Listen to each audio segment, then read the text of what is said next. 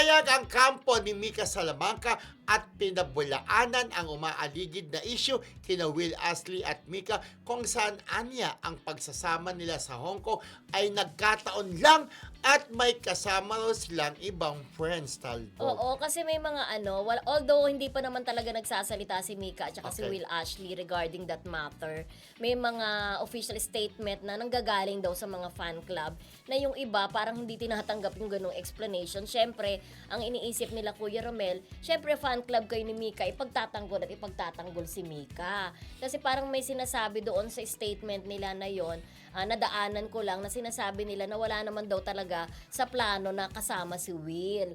Kaso nga, nagkayayaan daw at wala naman daw ibig sabihin iyon. Yep, Kaya sana stop daw yung bashing kay Mika. lalong-lalo na nanggagaling sa mga Wilka. Yung ganon. Yep, mga Will ka, baka meron din naman na tama Will ka lang kasi, di ba? Oo. Sasabihin Dasbia. Kasi Will ka lang. Rumirez back katulad nga nung na-discuss din natin nung kahapon ba yon.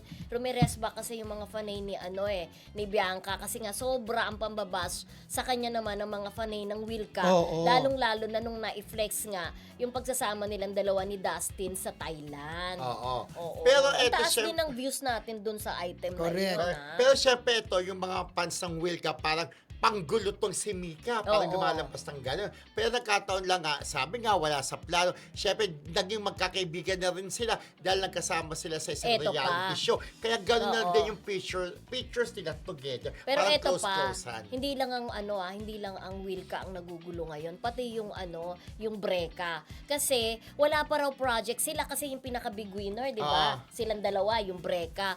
Wala pa nga pinaplano pa lang daw ang project nung dalawa, magkakaroon na ng ganitong problema. Yes. Actually, malapit na ang project Oo, nila. Malapit correct. na mapanood. Pero, Kaya hindi daw maganda na maging maging kontrabida ang Oo. dating ni Will, Ni 'di ba? Will, oo. Ganon. Pero may nabasa pa nga ako mga friendship. Sabi doon sa isang comment, ginamit lang si Brett ni Mika. Na parang ang talagang gusto niya ay si Will. Will, oo. Oo. Will At lagi ko nga sinasabi, talagang laging din nandun ng comment na hindi daw bagay si Will at saka si Mika dahil mukha raw silang mag-ate, sabi na naman. Pero in fairness, maganda rin naman si Mika, di Oo, ba? in person Kaya lang- maganda siya. Pero in fairness din, kahit maganda siya, in fairness din, mas bagay talaga ang Will ka, di ba? Kaya Totoo. syempre, wala tayong magagawa. Syempre, may nabong friendship, kaya siguro nagkasama siya.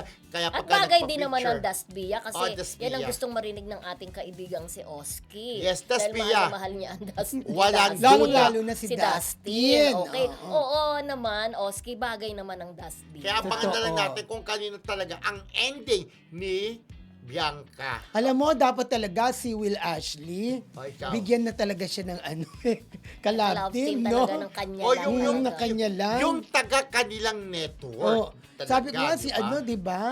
Si Jillian Ward. Ay, pwede, sa kanya. bagay siya. Pero Kasi- tapusin muna yung David Licauco kasi siyempre nasimula na Oo. yung pag Pero kasi talaga, Project. click ang ang Will ka no? Click sila. Pero tingnan natin May kung- chemistry. Kung magkiklik din naman itong kay David at saka kay Jillian Jillian. Wars, baka ituloy-tuloy na yun. Pero kung hindi nag-click, pwede na yung suggestion mo na si Bianca ay doon na talaga, Si Will Ashley kay Jillian Ward na lang. Kasi bagay, di ba? True. Kasi malabo maging permanent na kalab yung po ni Will, si Bianca, since magkaiba sila ng management, magkaiba sila ng estasyong kinabibilangan. di ba? Yesterday.